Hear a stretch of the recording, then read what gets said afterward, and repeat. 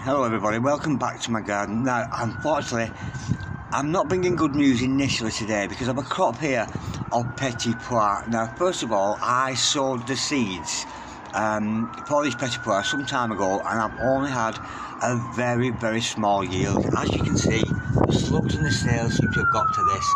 And it's a very, very low crop. It's dying back now, so it's time to harvest these. So, and we can always tell if to harvest. Some of these, when you feel them, they're still flat.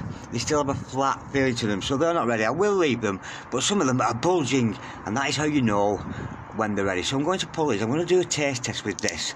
Bear with me, darling. And this is just one example. Now, these are a small variety of peas. Now, I can't wait to do this because these, I know, I'm going to pick these today because I'm actually having a chicken curry for tea tonight, so I'll add these to my curry. Now, let me just taste one of these. Oh, that's gorgeous. That is absolutely gorgeous. Now, if you get peas in tins, or if you usually get peas frozen, they're just not the same. They are absolutely gorgeous. I've only got a small yield. Luckily, I live alone. I guess for tea tonight. But those small yields I've got, I would say it's a bit of a fail. I've got maybe enough for a meal for two from this crop. Okay, now, bear with. Okay, now I've also got these broad beans, which have been growing here maybe for 8-9 weeks or so, and these are very fat and bulging, so I'm going to pick those today. You can't eat them from pulling, they have to be cooked to make them soft. But while I harvest those to see what we get, let's pop over to Canada and have a look at Kimberly's garden. Hello again. I just want to show you my garden. So I'm just gardening for a hobby, and for 17 years we lived in this house. When we first moved here, this was all dirt. And I planted violets and bleeding hearts. And these here, I have no idea what they are, but I didn't plant them. So a lot of stuff too, birds have dropped seeds, and just amazingly, I've grown flowers. But it took 17 years to do because I wanted a perennial garden that would take up all the dirt. And then you've seen this before. This actually was here when we moved here, the clematis. But it's actually so beautiful. It blooms twice, right through to November. This one in particular, anyway, I don't know. They don't all bloom like that. And they all, this is Rose of Sharon, wild roses. This will bloom. When I will show you the bloom, they're beautiful flowers on here. They're pink and purple and white, and they come back every year. And all I do in the fall is just leave them alone, and in the spring I cut them down, and then they grow again. Same with over here. This was all dirt. This whole garden was nothing but dirt, no flowers at all. And I've planted perennials.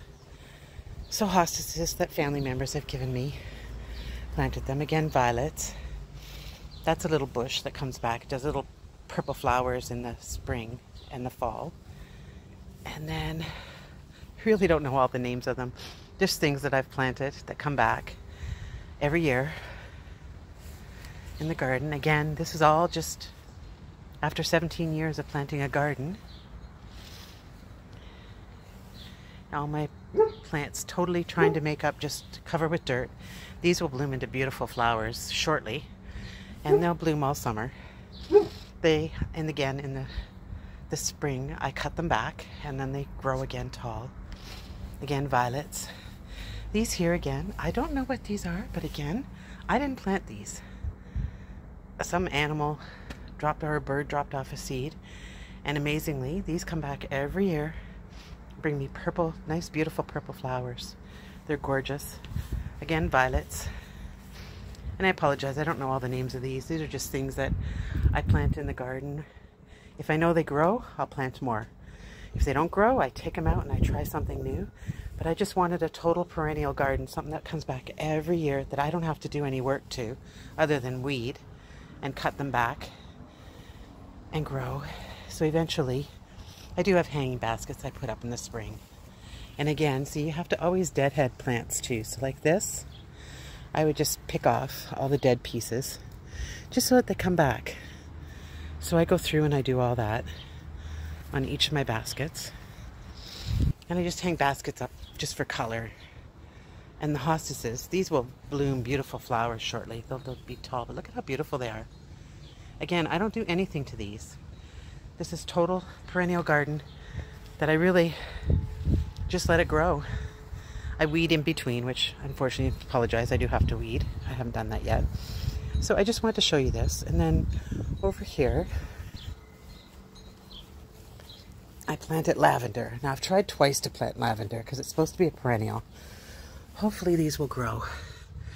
And they're supposed to grow right through till September. And they're supposed to come back every year also. So I just wanted to show you my perennial garden. Something that I did just out of a hobby. So thanks for enjoying my garden with me.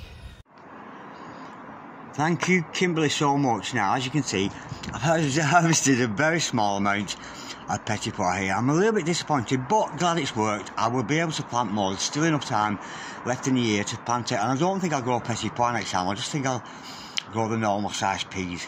But there's still time in the season to grow more. But there's enough there, maybe to throw in a curry tonight. So I am pleased in the long run, and they taste so delicious, fresh. Now, on the other hand, I have had a lovely crop of broad beans. Look at those, these are bulging. Now these are actually a dwarf variety, so they're smaller than your normal fava beans, but I'm going to depod these now and see what we get. Well, from the broad beans I picked, I'm relatively pleased with these. These are lovely. I would imagine here, I've got it up here maybe for a meal for two, and I didn't root up the plants. There are other pods on there still going for the rest of the season. Yeah, it's been disappointed with Petit Pois today, but I'm very pleased with the broad beans. I'll be able to share these tomorrow with my neighbour and friends. I'm thinking I might do a salmon with a parsley sauce with a few fava beans or broad beans to go with it. That's absolutely gorgeous. For a first attempt, I'm very, very pleased with that. And again, it's not too late in the season. It's only July, so it's not too late to plant out any more broad beans that you want. Okay, darlings, thank you to Kimberly, and thank you all for watching. God bless you. Bye-bye, darlings.